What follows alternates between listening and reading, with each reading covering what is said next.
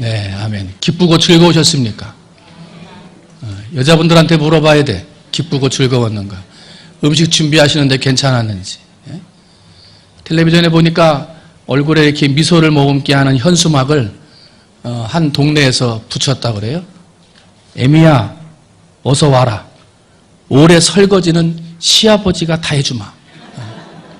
그래가지고 이걸 써붙여가지고 어느 군 이장협회 이렇게 해가지고 사람들이 그 밑에 저런 시아버지가 있는 데라면 그 집에 시집가고 싶다 이렇게 말을 하면서 그런 우습게 하는 우리의 명절의 스트레스를 풀게 하는 그런 현수막을 단 동네들이 있다고 그러는데 명절은 행복한 명절이어야 됩니다. 행복한 명절.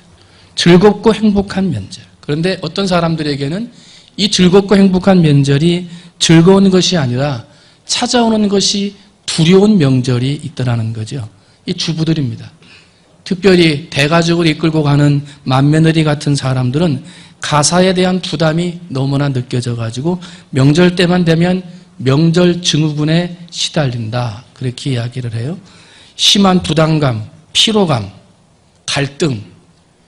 보니까 청주 쪽에서는 동생에게만 재산을 다 물려줬다고 그 누나가 화가 나가지고 집에 불질렀다고, 친정집에다 불질렀다는 이야기도 있습니다만은 이런 갈등이 증폭되면서 명절 증후군이 여자분들을 중심으로 나타나게 되고 그 명절 증후군이 이혼으로까지 치닫는 통계들이 나타나고 있어요.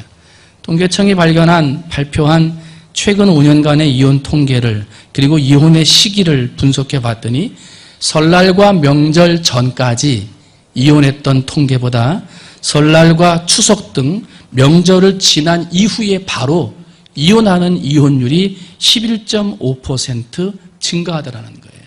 그러니까 명절 전에 이혼하던 사람보다 명절 직후에 이혼하는 사람이 평균 11.5%가 높아지더라는 거죠. 그러니까 명절이 되면 기쁘고 즐거운 마음으로 가족을 만나야 되고 명절이 되면 행복한 마음으로 가족과 친지를 만나야 되는데 가족 간의 관계가 좋지 못하면 그 인간 관계가 가족이지만 형제간이지만 친척간이지만 인간 관계가 불편하면 억지로 가는 거지. 억지로 마지 못해서 끌려가듯이 간다는 거지. 시댁에 갈 때 친정에 갈 때는 가는 시간이 굉장히 빨리 가는 것 같고 시댁으로 가는 시간은 왜 이렇게 오래 걸리는지 반대인가? 어쨌든 명절 때문에 가지고 있는 부담감들이 있는 사람들이 있다. 그런데 그 부담을 갖는 마음의 중심에 인간관계가 있다. 인간관계. 한문으로 인간이라고 쓰면 사람과 사람 사이, 사람 간의 관계를 말을 해요. 그래서 모든 사람은 인간관계 없이 혼자 살아갈 수 있는 사람은 없어요. 다른 사람과 관계하지 않고 홀로 살아갈 수 있는 사람은 아무도 없다는 거예요. 그래서 세상 사람들, 직장생활하는 사람, 학교 선생님, 기업체 직원, 모든 사람들을 물어보면은요, 생활하시면서, 사회생활하면서 어려운 게 뭡니까? 그러면 인간관계가 어렵다는 거예요. 사람들 간의 관계가 어려워서 직장생활하기 힘들다 말이지. 저 사람만 안 보면 살겠다. 이렇게 말하는 사람들이 있고, 저 사람 얼굴만 봐도 스트레스다. 인간관계가 좋지 못한, 원만하지 못한 사람 간의 관계로 곤혹과 고통 가운데 있는 사람들이 있더라는 거예요.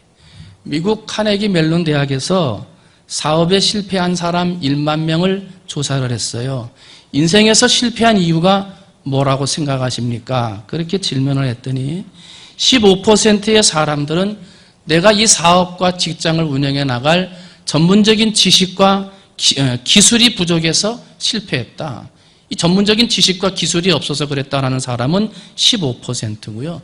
내가 실패할 수밖에 없었던 이유 가운데 85%의 사람들은 사람 관계를 잘못해서 내가 실패했다. 이렇게 이야기하더라는 거예요. 성공학자로 알려진 시비케라라고 하는 사람은 성공하는 사람들의 85%가 인간관계를 잘해서 성공했다 발표했고요. 행복학자로 유명한 포에레라고 하는 사람도 행복함을 느끼는 사람들의 85%가 사람 간의 관계를 잘할 때 행복하게 여기며 살아가고 있다. 그렇게 발표했어요. 아니 여러분, 열심히 공부하고 좋은 지식을 배우려고 하고 지식이 없으면 기술이라도 배우려고 하고 그래서 성공하려고 하는 게 우리들의 모습 아니에요? 학교를 열심히 가고 좋은 대학을 가고 좋은 과를 진학하는 게 전문적인 지식과 전문적인 기술을 통해서 성공하려고 우리들이 그렇게 노력하는 것 아닙니까? 그런데 세상의 통계는 전문적인 지식과 기술로 성공하는 사람은 15%. 그 사람이 정말 성공하는 사람이냐? 이것은 사람 간의 관계, 인간 관계로서 맺어지게 된다는 것을 이야기하고 있다는 거예요. 몇 퍼센트요? 85%. 결국은 사람들이 그 어떤 일에 실패했다 하는 이유는 전문적인 지식이나 기술이 부족했다기보다는 인간관계를 잘못 맺었기 때문에 실패했다는 거고, 어떤 사람이 성공했다 하는 그 이유를 찾아보면 전문적인 지식이나 기술 때문에 성공했다기보다는 사람 관계, 인간관계를 잘해서 성공했다라고 말할 수 있다는 거예요. 세계 1등 대학으로 인정받고 있는 미국의 하버드 대학교, 그 학교를 졸업한 학생들 중에서 직장에서 쫓겨난 사람들이 있다는 거예요. 세계 최고의 대학, 최고의 지성을 자랑하는 대학을 졸업한 졸업생이면 어느 회사를 가든지 잘 다녀야 되는데 그 직장에서 쫓겨나는 사람들이 있다는 거예요. 그래서 물었다는 거죠. 야, 너는 세계 최고의 대학을 다닌 사람인데 어찌 직장에서 쫓겨났느냐? 그 이유가 뭐냐? 그랬더니 일을 잘 못해서 쫓겨났습니다 하는 사람보다 인간관계가 좋지 못해서 쫓겨났습니다 하는 사람이 2배나 많더라는 거예요. 2배나. 사람들은 살아가면서 인간관계를 잘해야 돼요. 사람 간의 관계를 잘 맺어야 되는데 사람은 나이가 들수록 자꾸 이기적인, 나 중심적인 사람이 되어간다는데 문제가 있어요. 나도 모르게 자꾸 나 중심적으로 생각하고 내 지식과 내 생각으로 다른 사람을 판단하는 이기주의가 강해진다는 데에 문제가 있어요. 이기주의가 점점 강해지고 모든 것을 나 중심적으로 생각하고 판단하려고 하는 생각이 들면 주변 사람들이 볼 때 그런 사람은 마치 폭군과도 같다는 거예요. 자기 마음대로 다 휘젓고 다니는 거예요. 그런 이기주의적인 사람, 그런 사람들은 그러다 보니까 잘못된 사람 관계를 맺고 실패할 수밖에 없는 인간 관계를 맺으면서 살아갈 수밖에 없다는 거예요.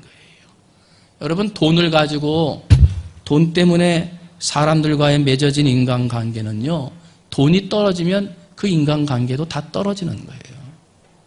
일 때문에 사람 간의 관계가 맺어지잖아요. 그거는 진정한 관계가 아니에요. 일이 끝나면은요, 그 일 때문에 맺어진 사람 관계도 다 사라져버리고 마는 거예요.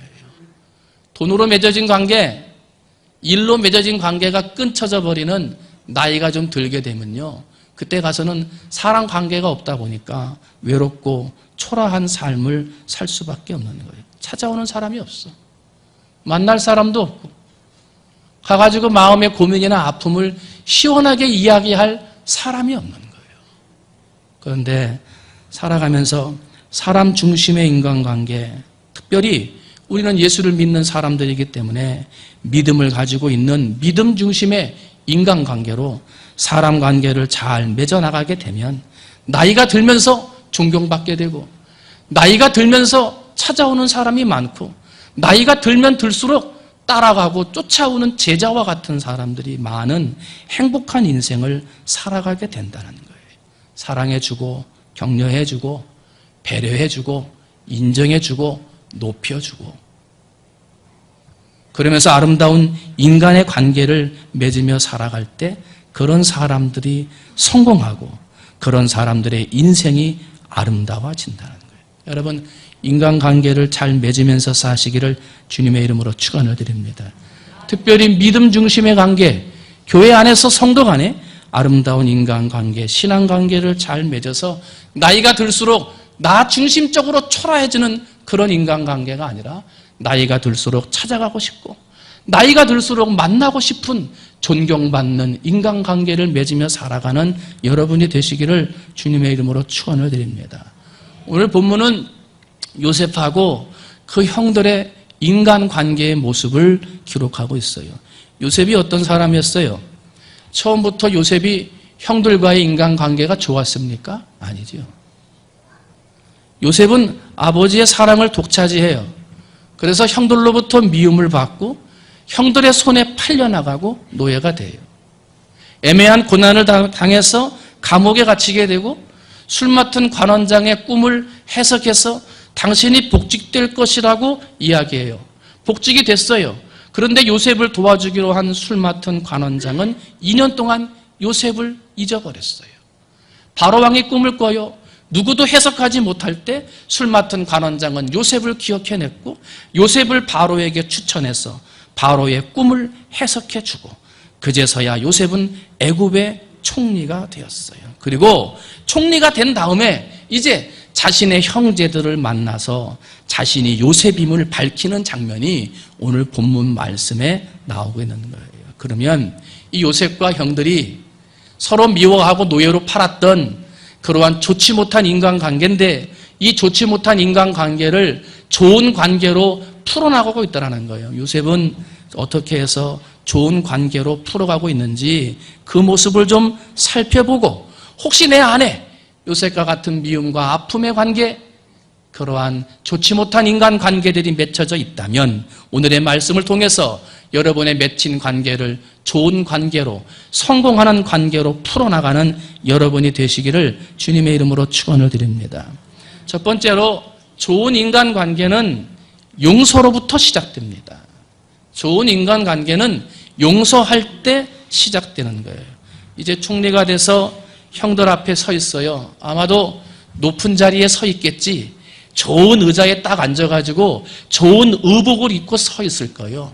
그 앞에 형들은 요셉인 줄을 모르고 머리를 땅에 조아리고 넙죽 엎드려서 지금 아마 있을 거예요. 그때 요셉이 이야기하는 거예요. 4절 말씀 보니까 요셉이 형들에게 이르되 내게로 가까이 오소서. 그들이 가까이 가니 이르되 나는 당신들의 아우 요셉이니 당신들이 애굽의 판자라. 요셉이 자신을 이야기하면서 형, 내가 요셉입니다. 이렇게만 얘기해도 지금 옛날에 요셉을 팔아버렸던 그 죄책감 때문에 두렵고 근심하며 떨 텐데 그 다음 말씀 마지막 절을 보니까 당신들의 아우 요셉이니 그 다음에 뭐라고 그래요? 당신들이 애굽의 판자라. 그 4절을 말하기 전 3절 말씀에 봤더니 요셉이 형들에게 내가 요셉입니다 하고 자신을 밝히면서요 아버지가 살아계시냐고 물어요. 그랬더니 죽은 줄만 알았던 요셉이 살아있다는 것도 놀라운 거지만 자신들이 노예로 팔았던 사람이 애굽의 총리가 되었다는 사실 앞에 형들은 깜짝 놀랐어요. 3절 뒷절을 보니까 형들이 그 앞에서 놀라 대답하지 못하더라 그랬어요. 아버지가 살아계십니까? 대답을 못하는 거예요. 왜? 지금 온 마음이 근심이요. 두려움이고 한탄이고 두려워서 벌벌 떠는 거지. 야, 우리가 미워서 팔았던 요셉이 애굽의 총리가 되었으니 우리는 큰일 났다. 이제 다 죽었다. 요셉이 당신들의 아우 요셉이니 그 다음에 당신들이 애굽의 판자라 이렇게 이야기한 것은 형들과의 관계를 다시 맺기 위해서 용서하는 시간들이 필요했다는 거예요. 형들을 이해하기까지 그 마음에 남긴 상처, 노예로 팔려간 것보다도 보디발 장군의 아내를 통해서 유혹을 이겨내므로 감옥에 갇힌 것보다도 요셉의 인생에 가장 큰 상처, 요셉의 마음에 가장 큰 아픔은 형들로부터 미움을 받고 사랑하는 가족의 손에 팔렸다는 사실, 그것이 요셉에게 씻을 수 없는 상처로 남아 있었던 거예요. 그러나 요셉은 그 상처를 드러내므로 그 상처를 형들에게 이야기함으로 그 상처를 용서하기를 원했어요. 용서해야지만 형들의 그 마음에 아픈 것을 이해하고 용서해야지만 좋은 가족의 관계를 회복할 수 있다는 것을 요셉은 알고 있었기 때문인 것입니다. 어떤 사람들은 문제를 만나면 숨기에 바빠요. 그 문제를 만나면 피하려고만 한다는 거예요. 여러분, 숨는다고 해서 문제가 해결됩니까? 피한다고만 해서 문제가 해결됩니까? 아니에요. 세월이 흘러서 내 마음속에 그 상처가 없는 것 같고 저 깊은 곳에 숨어서 안 보이는 것 같아도 불쑥불쑥 튀어나오는 게 그 상처요. 잊어버리려고 해도 잊어버릴 수 없는 게 그 마음의 상처요. 내면 속에서 사라진 것 같다가 갑자기 일어나 내 마음을 힘들게 하고 어렵게 하는 것이 바로 그 상처인 거예요. 상처는요, 준 사람도 상처를 받고 받은 사람도 상처를 받아요. 때문에 그 상처를 해결하지 않으면 그 인생은 평안할 수가 없는 거예요. 인간관계를 행복하게 하는 좋은 약이 있습니다. 이게 뭐예요? 용서라는 약이에요. 용서. 빌리그레암 목사님이 이 세상에서 사람들이 용서라고 하는 것을 통해서 마음의 상처를 해결한다면 종합병원에 입원한 사람들의 절반이 아마도 그냥 퇴원하게 될 것이다 하고 이야기했어요. 사람들의 육신의 질병의 절반가량을 인간관계에서 오는 마음의 상처, 분노의 문제를 해결하지 못해서 육신의 질병이 온다고 보고 있다는 거예요. 여러분, 용서하며 사시기를 주님의 이름으로 축원을 드립니다. 도저히 용서할 수 없는 것 같은 사람이더라도 내가 먼저 용서하셔야 돼요. 그래야 내 마음이 평안해지는 거예요. 그런데 사실 당신들이 애굽의 판자라 이렇게 요셉이 이야기하는 데는요, 이미 형들을 용서하고 이해했다라고 하는 뜻이 그 속에 담겨 있어요. 요셉이 첫째 아들을 낳았는데 그 이름을 므낫세라 이렇게 지었어요. 므낫세의 이름의 뜻은 과거를 잊어버렸다 하는 뜻이에요. 과거를 잊어버렸다. 뭘 잊어버린 거예요? 형들이 나를 팔아 내 마음에 상처가 주었던 그 과거, 나는 그것을 이미 잊어버렸다. 즉 오래전부터 용서했다는 거예요. 그리고 둘째 아들을 낳았어요. 둘째 아들의 이름은 에브라임이라고 정했어요. 에브라임은 하나님이 나를 번성하게 하셨다 하는 뜻이에요. 요셉이 깨달은 게 있어. 자신의 마음의 상처, 아픔, 도저히 용서할 수 없는 형들의 그 미움과 노예로 팔았던 그 모습을 가지고 원한을 품고 있었지만 하나님 앞에 그것을 용서했더니 하나님이 나를 번성하게 축복해 주셨습니다. 용서했더니 하나님이 이렇게 큰 은혜와 축복을 주셨습니다. 그것을 깨닫고 둘째 아들을 낳아 에브라임이라고 이름 정한 거예요. 결국은 요셉은요, 형들의 상처, 아픔, 그 과거를 잊어버리고 용서함으로 에브라임이라고 하는 번성의 축복을 받게 되었다는 거예요. 사랑하는 성도 여러분, 혹시 지금 나에게 미움의 대상, 증오의 대상, 억울함과 섭섭함으로 내 마음에 남아있는 미움의 사람들이 있습니까? 혹시 지금 나에게 고통을 준, 아픔을 준 그 사람이 먼저 와서 사과하지 않는 한 나는 용서할 수 없다라고 생각하는 응어리진 마음이 있지는 않습니까? 그 과거를 잊어버리지 않으면 에브라임의 축복은 받을 수 없습니다.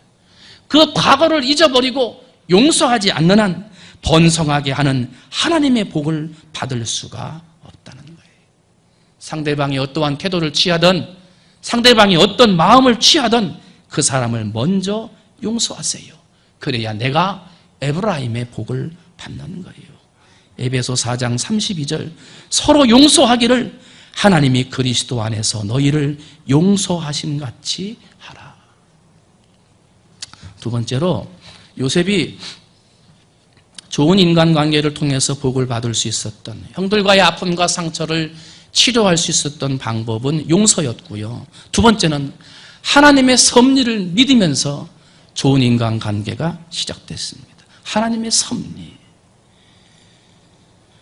형들이 팔았던 내가 이렇게 살아 애굽의 총리가 되었음을 이야기하자 형들은 두려움에 떨었죠. 그랬더니 바로 5절 말씀에 요셉이 이렇게 위로해요. 당신들이 나를 이곳에 팔았다고 해서 근심하지 마소서, 한탄하지 마소서. 하나님이 생명을 구원하시려고 나를 당신들보다 먼저 보내셨나이다. 지금 두려움에 떨고 한탄하면서 이제는 우리가 죽게 되었다라고 근심하고 있는 형들에게 두려워하지 말라는 거예요. 근심하지 말라는 거예요. 이 모든 것이 다 누구의 뜻이라는 거예요? 하나님의 뜻이었습니다. 내가 이곳에 오는 것이 다 하나님의 계획과 섭리였습니다. 내가 형들에게 팔려오는 것이 아니라 하나님이 나를 이곳에 먼저 보내신 것입니다. 이곳에 팔아넘긴 것이 아니라 하나님의 계획을 이루기 위한 하나님의 섭리하심이었습니다. 하고 형들을 위로하는 거예요. 요셉은요, 삶의 순간마다 하나님의 섭리하심을 믿었습니다. 하나님이 섭리하시고 계획하실 뿐만 아니라 하나님이 인도하고 계시고 지켜주고 계시고 결국은 더 좋은 곳으로 번성하게 해주신다는 믿음의 고백이 요셉의 고백이었어요. 그것을 깨닫는 순간, 하나님의 섭리하심을 깨닫는 순간, 아, 형들이 나를 미워서 버린 게 아니구나. 다 하나님의 섭리였구나. 아, 형들이 정말 나를 미워했던 게 아니구나. 하나님이 잠시 나를 미워하게 한 것이구나 하는 하나님의 섭리를 깨닫는 순간 요셉은 그 모든 형들을 용서할 수 있었던 거예요. 하나님은 지금도 우리의 삶을 섭리하고 계십니다. 산과 바다, 하늘과 땅, 자연 만물 속에 이미 하나님의 섭리하심이 들어가 있습니다. 모든 나라 수천 년 전의 역사까지 앞으로 미래의 수만 년의 역사까지도 전부 다 하나님의 계획하심 속에 달려 있습니다. 믿음의 사람들에게 우연이라는 삶은 없습니다. 우리의 과거, 현재, 미래는 다 하나님이 인도하시고 하나님의 섭리 가운데 있는 거예요. 때문에 사무엘상 2장 6절 7절 여호와는 죽이기도 하시고 살리기도 하시고 수월에 내리기도 하시고 올리기도 하시는도다. 여호와는 가난하게도 하시고 부하게도 하시고 낮추기도 하시고 높이기도 하신다. 우리의 삶 전부는 하나님의 섭리요. 우연이 되는 것은 없다는 거예요. 연세대학교를 창시한 한국에 처음 복음을 들고 첫 발을 내디딘 언더우드 선교사님이 있습니다. 이분은 뉴욕 대학을 나왔습니다. 그런데 갑자기 신학교에 대한 마음을 주셔서 졸업한 이후에 신학교로 가게 되고 신학교에 가서는 인도 선교사로 나가겠다고 작정하고 하나님 앞에 기도합니다. 졸업반이 되었을 때 1883년 알버트라고 하는 목사님이 오셔서 학교에서 설교하시는데 그때 조선이라는 나라의 이름을 처음 듣게 됩니다. 지금 조선 땅에 복음을 듣지 못한 1300만 명의 어린 양들이 죽어가고 있습니다. 그곳에 선교사로 갈 사람을 찾고 있습니다. 하나님이 그들에게 갈 사람을 찾습니다 하고 조선에 대한 선교사 파송을 갈급해서 설교했습니다. 언더우드 선교사는 큰 감동을 받았습니다. 그러나 자신은 인도의 선교사로 가기로 마음 먹었기 때문에 그저 하나님 나 말고 다른 사람들을 조선 땅에 선교사로 보내어 주옵소서 하고 기도만 했습니다. 그러나 시간이 오래 지나도 단 한 사람도 조선 땅에 선교사로 가고자 하는 사람들은 없었습니다. 그때 하나님이 언더우드 선교사의 마음에 음성을 주십니다. 지금까지도 조선에 갈 선교사가 없구나. 그런데 왜 너는 너 자신이 그곳에 가려고 하지 않느냐 하는 하나님의 음성을 듣고 가던 길을 돌이켜 선교본부를 찾아갔고 내가 조선에 가겠습니다 하고 선포하고 1885년 4월 5일 인천 제물포항에 도착해서 첫 발을 내디딤으로 한국 기독교의 시작을 알리게 되었습니다. 일반 뉴욕대를 들어갔다가 갑자기 신학교를 가게 하고 인도 선교사가 되게 하려고 했다가 조선의 선교사로 오게 하셨던 언더우드 선교사의 일생, 누가 그것을 우연한 일이라고 말할 수 있겠습니까? 언더우드 선교사의 마음의 변화, 마음의 결단, 그리고 조선 땅에 오게 되기까지 그 걸음을 인도하신 분은 철저하게 하나님이셨다는 거예요. 하나님은 그분의 인도하심 속에, 철저한 섭리하심 속에 언더우드를 조선 땅에 보냈던 것입니다. 하나님은 요셉을 애굽에 보내기로 작정하셨습니다. 하나님의 섭리와 계획하심 속에 진행해 나가는 거예요. 그러나 17살 어린 요셉에게 아무런 이유 없이 애굽 땅으로 가라 하면 아무도 요셉도 가지 않았을 것입니다. 그래서 하나님은 사람이나 환경을 통하여 요셉을 애굽으로 갈 수밖에 없도록 그 환경을 만드셨습니다. 동생을 미워하게 하시고 형들이 동생을 팔게 하시고 감옥에 갇히게 하시고 꿈을 해석할 재주를 주시고 술 맡은 관원장을 만나게 하시고 바로왕을 만나게 하시고 그 꿈을 해석하게 하는 우연이라고 할 수 없는 철저한 하나님의 계획하심 속에 요셉을 이끌어갔고, 그러므로 추후에 있는 대훈련의 때에 가족을 살리고 후손을 살리게 하는 하나님의 계획과 섭리가 요셉을 통하여 이루어지게 되었던 거예요. 사람이 마음으로 자기의 길을 계획할지라도 그 걸음을 인도하시는 자는 여호와였던 거예요. 사랑하는 성도 여러분, 수많은 일을 만납니다. 좌절하는 일, 절망하는 일, 이해할 수 없는 일, 도저히 용서할 수 없는 일들을 만나게 됩니다. 그러나 여러분, 그것 때문에 사람 관계가 깨져서는 안 돼요. 그것 때문에 믿음의 관계가 깨져도 안 돼요. 왜냐하면 그 어려운 일들은 하나님께서 나를 애굽이라고 하는 축복의 땅으로 보내기 위한 하나님의 섭리하심이기 때문이라는 거예요. 하나님은 능력 있는 사람, 재주가 있는 사람을 찾는 것이 아니라 평범하지만 하나님의 섭리하심을 믿고 믿음으로 나아가는 사람을 찾으신다는 거예요. 어떠한 시련이 다가와도 절망하지 않고 전적으로 하나님을 의지하며 믿음으로 살아가는 사람. 능력이나 재주나 지식은 떨어지지만 하나님이 주시는 은혜로 섭리하심을 믿고 나아가는 사람을 부르시고 능력의 도구로 사용하신다는 거예요. 사랑하는 성도 여러분, 오늘 여러분의 삶에 하나님의 섭리하심을 믿고 깨닫고 그 섭리하심 앞에 순종하며 나아가는 여러분이 되시기를 주님의 이름으로 축원을 드립니다. 이야기 하나 하고 마치려고 합니다. 이솝우화의 개미와 비둘기 이야기가 있어요. 어느 날 마을에 홍수가 나가지고 개미가 지금 막 강물에 휩쓸려 가는 거죠. 이제 금방 죽게 생겼어요.